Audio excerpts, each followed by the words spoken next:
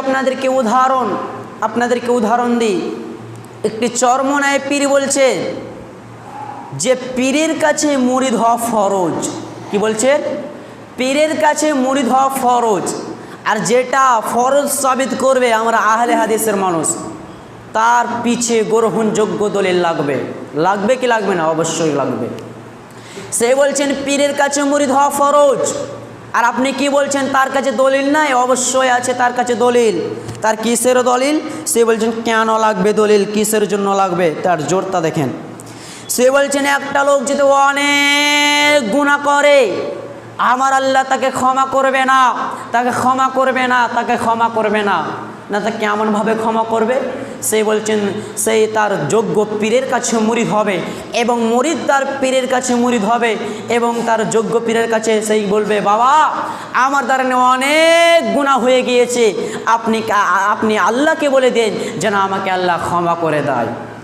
না, আরেকজনকে ভাড়া লাগবে। শুনো মোকাইয়ার মুসলমান, আমরা ওই আল্লাহর ইবাদত করি যে আল্লাহর কাছে সরাসরি মিসকিন ফকির চাইতে পারে, আর আমরা ওই আল্লাহর ইবাদত করি না যার কাছে চাইতে গেলে একজনকে ভাড়া লাগে।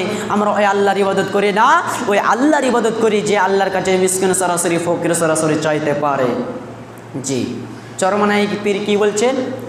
একটি লোক যদি অনেক গুনাহ করে, আমার আল্লাহ তাকে ক্ষমা করবে না, তাকে আমার আল্লাহ ক্ষমা করবে না। আর আমার আল্লাহ বলছেন, না বান্দা না, তোমরা ইখলাসের সাথে খালেস নিয়তের সাথে তওবা করো, আমি আল্লাহ তোমাদের জীবনের গুনাহকে ক্ষমা করে জান্নাতের সুসংবাদ দেব, তোমাদের কোনো চিন্তা হবে না। হযরত আনাস রাদিয়াল্লাহু তাআলা আনহু তিনি বয়ান করেছেন, বিশ্বনবী বলছেন, শোনো ও পৃথিবীর উম্মতের দল, তোমরা শোনো, তোমাদের দ্বারা যদি অনেক গুনাহ হয়ে যায়, পৃথিবী বরাবর যদি গুনাহ হয়ে যায়, আর আমার আল্লাহ ক্ষমা করনেওয়ালা, তোমরা যদি এই নিয়তে যাও, দয়ালু মাবুদ রে, আমার দ্বারা অনেক আল্লাহ গুনাহ হয়ে গিয়েছে, আল্লাহ তুমি আমাকে ক্ষমা করে দাও।